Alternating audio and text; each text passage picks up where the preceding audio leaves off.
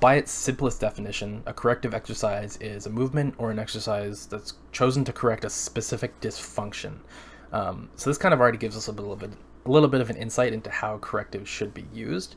So, for example, something as just innocent and mundane, but also an everyday thing that we do is sitting in a chair, can cause just a tremendous amount of hardship on the muscles involved in that movement. So something like, well, we sit in chairs all the time, right? Whether we're at work, we're at school, if you sit at a desk all day, you're going to be sitting for God knows how long. If you're at school, you're sitting at a desk all day again.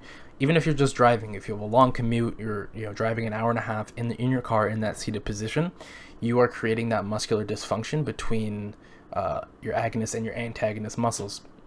So when we're sitting, our hip flexors, so that's going to be the muscles in the front of our hip, practice being short and overactivated because we are in that seated position. They are kind of squished, if I can sort of visualize it. They're shortened beyond their typical. I guess what a way to say it is, when you're standing, if you look at the angle between your hip and like your quad or like your femur bone, it will make a straight line. So it's like straight when line. You're sitting, when you're sitting, it goes from here to anywhere all the way in here. If you're constantly sitting, you're chronically in this in this range where if you look at the angle between like both of my hands, it's always shortened. Yep. So you're simply just not used to being in this straight position for extended periods of time, which are going to result in a lot of other things kind of going around in other parts of the body. Right. So while your hip flexors are shortened, every muscle in your body is going to have sort of like an opposite muscle that does the opposite movement. So your hip flexors, it's in the name, they are responsible for flexion of the hip. Now the opposite is going to be extension of the hip, and the muscle that works with that is going to be your glute muscles, your butt muscles, essentially. Now when your hip flexors are overly short and overactivated, that means the opposite muscle, the glutes, are going to be just constantly lengthened. They're going to practice being in that lengthened state, and they're going to be underactivated. So that means you're just going to have really tight hip flexors and really, really weak glutes. And this is where sort of injury and imbalance comes from. Like a lot of hamstring injuries derive from people having really, really strong quads, because people train quads all day, but they'll neglect hamstrings. So you have super, super strong quads and really, really weak hamstrings. Now your quads are going to be producing more force than your hamstrings can necessarily compensate for. And then that's how you end up with a torn hamstring, or any muscle, commonly with your bicep, your tricep, right? Every muscle is going to have an opposite muscle that does an opposite movement.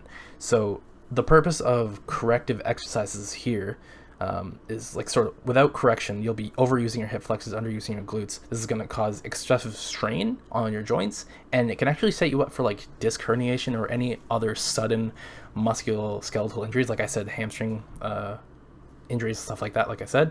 So what corrective activations are going to do is they're going to help elicit the right muscles to be working at the right time.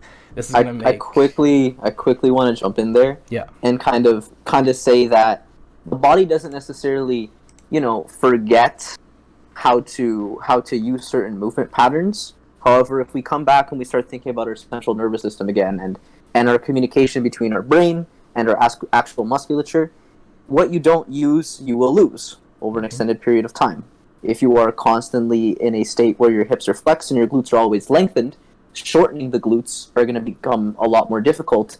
Not that you forget how to do it, it's just that your body's natural tendency is going to be, I'm going to use some other type of musculature to try and to compensate. And that's, I guess, kind of like the main point behind all of this. Right. Like corrective exercises, we're not like correcting something that's broken. We're kind of correcting like movement inadequacy, or just your body just overusing something way too much and underusing something that it shouldn't be. In the case of the glutes, I think they are the most powerful muscle in the body. So not using your glutes is a pretty big problem if you're trying to do any type of hip extension or any type of lower body movement. Also, for any females in the audience, Underutilized glutes gives you a flat butt. Yeah. That's how you get a flat butt. So yeah. But for I guess for other people as well, you kind of regardless, you want muscular glutes. Like they're going to be that muscle that's going to help with extension and all that. So like, I'm just saying different people might have your low back. Yeah, different people might have different motivations for doing corrective exercises when glutes are concerned. But yeah, like in this scenario, like I would recommend like hip bridges? Yeah. Hip bridges, or even like a deep lunge that's really going to train that extension of the hip, train those glutes as well.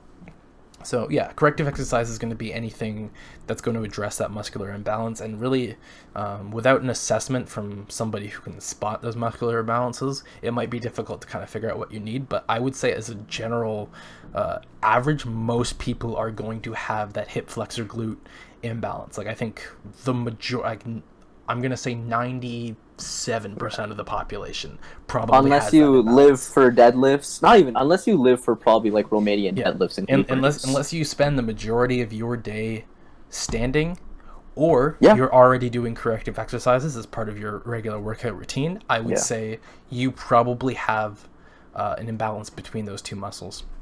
Yep. And that's go ahead. Yeah, so that's also like when you like hear a lot about if you're going to the gym and you're trying to program, like if you're pushing, you also want to be pulling, right?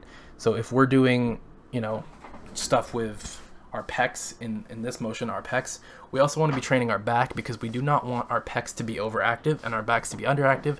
That's how we get this sort of hunchback syndrome, right?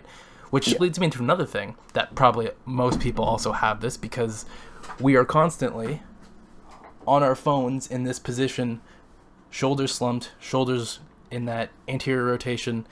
So we are constantly in this tight pec and underactive back muscles. So I would say those are probably the two most major things that in terms of muscular imbalance.